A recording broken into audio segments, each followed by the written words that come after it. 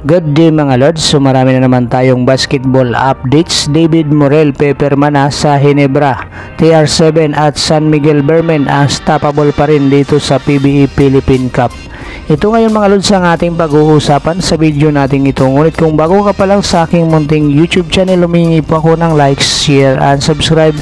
Maraming salamat in advance.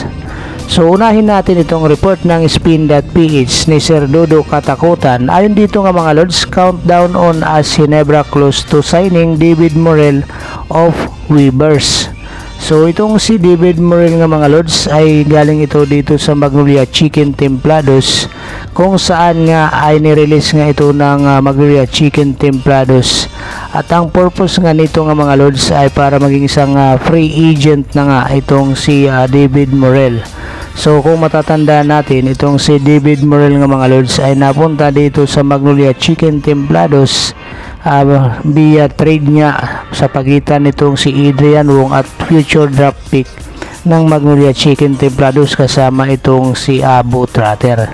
So ngayon itong si David Morel nga mga lords ay pinakawalan na ng Magnolia Chicken Templados. At dahil dito nga mga lords, ayon dito sa report ni Sir Dodo Katakutan, as free agent na kasama nga sa San Miguel Bermen o San Miguel SMC teams at saka itong MVP team, siyempre hindi po pwede papirmahin ito unless nga na ibibito ng league other teams. Ito yung sinasabi.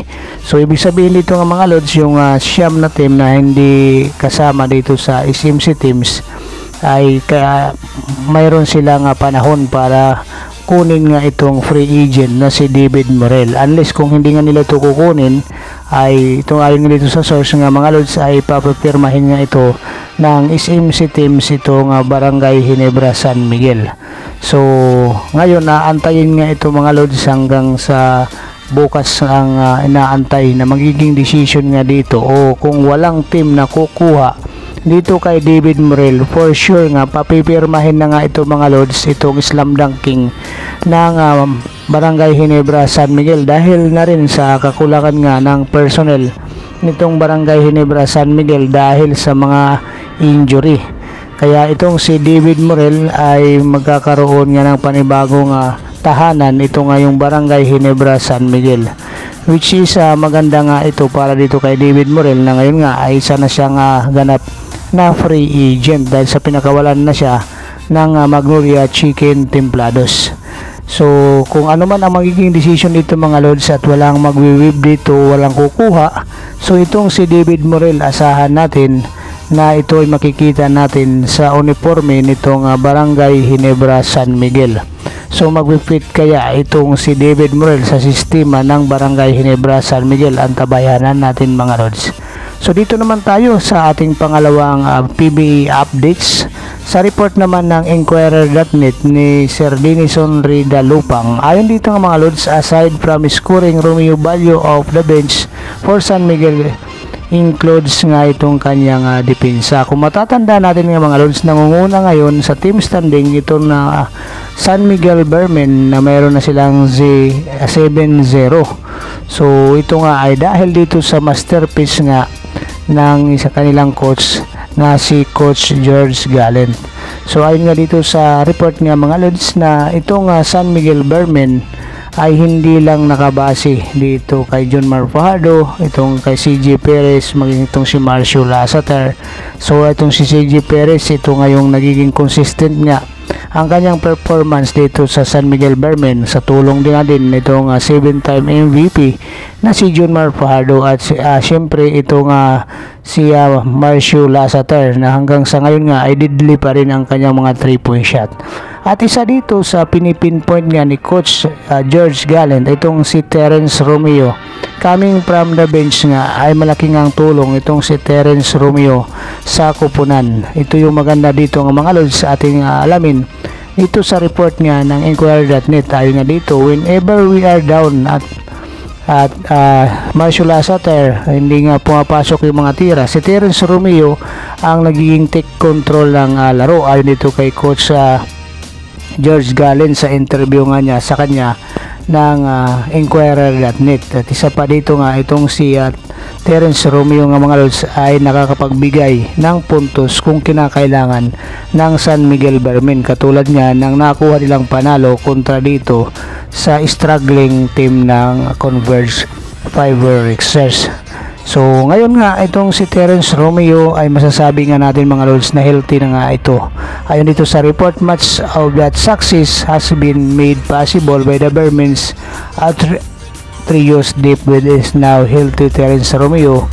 So contribution are not coming through scoring according to head coach George Gallen. So ngayon naging matured na nga itong si Terence Romeo nang mapunta dito sa champion teams dahil sila ngayong defending champion dito sa PBA Philippine Cup.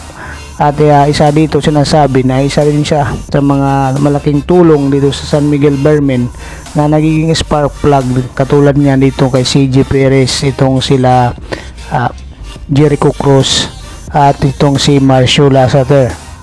Kaya itong sinasabi ni Coach George Gallen, hindi na itong si Terence Romeo nakabase sa kanyang magiging score. So may ibig sabihin, ito nga ay nakakatulong itong si Terence Romeo sa pamamagitan ng kanyang depensa o presensya niya sa loob ng court. Sa katunayan nga mga lods, sinasabi nga na Coach George Gallen, isa sa mga may tuturing na spark plug ng San Miguel Bermen kapag nasa loob nga ito, katulad kay Jericho Cruz, which is makikita rin naman natin mga lods itong nagiging performance ni Terence Romeo na mayroon na nga talaga siyang matatawag natin na veterans move na itong pagbibigay nga ng bola dito sa kanyang mga kampi. So ito yung magandang naging arsenal ngayon nitong si Terence Romeo. So dito naman tayo mga lods sa pangatlong PBA updates natin. Ayon dito sa report ng Inquirer.net, Ginebra looking for help opens itself to trade and talks. Yun ito nga mga lods sa report naman ni ditong si Romel Puertes Jr. So ngayon, alam natin mga lods na ang Barangay Ginebra San Miguel ay nasa pangatlong pwesto sa ongoing PBA Philippine Cup na mayroon silang 5-3 win-loss record. Pero sa kasamaang palad niya dito mga lods ay unti-unti nga silang nabawasan ng mga player dahil na rin sa injury. So pasalamat na nga lang itong Barangay Ginebra San Miguel dahil ang katulad kila Ralph at itong sila Raj Pinto ay nakakapag-contribute dito sa kanilang mga panalo. Ayon sa report nito ni Sir Romel Puertes, after Ginebra 87-83 escape of TNT in the PBA Philippine Cup sa Sports Arena, ngayon nga mga lods sinasabi nga nito, they are calling someone from Harlika Pilipinas League or MPBL or they was proposing trade dito sa mga opposite teams ng PBA.